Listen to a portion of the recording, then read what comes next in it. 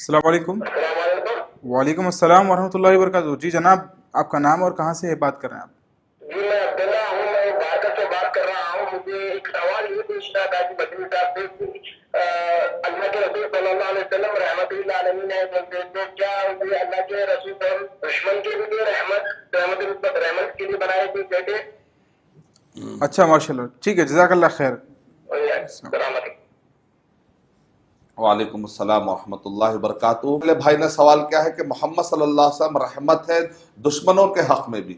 فتح مکہ کے موقع پر آپ غور کریے، طائف کے میدان میں آپ غور کریے، میدان احد میں، کہ اللہ کے نبی صلی اللہ علیہ وسلم کو جنہوں نے ستایا، پتھر مارا، اللہ کے نبی صلی اللہ علیہ وسلم کے گالے مبارک سے خون نکلے، تو اللہ کے نبی صلی اللہ علیہ وسلم کیا کہہ رہے ہیں میدان احد میں؟ اے اللہ اس قوم کو معاف کر دے، ان کو معلوم نہیں کہ میرا مرتبہ کیا ہے۔ جی طائف کے میدان میں فرشتے نے آ کر آفر دیا، اللہ کے نبی صلی اللہ علیہ وسلم کہہ رہے ہیں نہیں عسى اللہ یخرج من اصلابہم قوم یعبدون اللہ وحدہ، نہیں ہو سکتا، یہ نہیں تو ان کی ذریت ہو سکتا ہے کہ ایک اللہ کی عبادت کرے گی۔ فتح مکہ کے موقع پر نبی اکرم صلی اللہ علیہ وسلم کہہ رہے ہیں فتح الباری کے الفاظ کے مطابق کہ یوسف علیہ السلام نے جو الفاظ کہتے وہی لا تثریب علیکم اليوم اذهبوا فانتم الطلقاء، جاؤ تم پورے کے پورے آزاد ہو، تم پر کوئی آج جو پکڑ نہیں ہے۔ تو وہ لوگ نے کہا کہ اب جائیں گے کہاں؟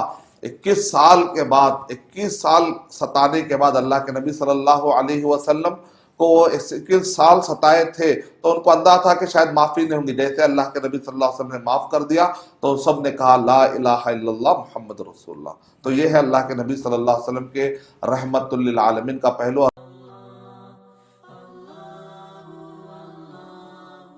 For authentic Islamic information, please log on to www.askislampedia.com.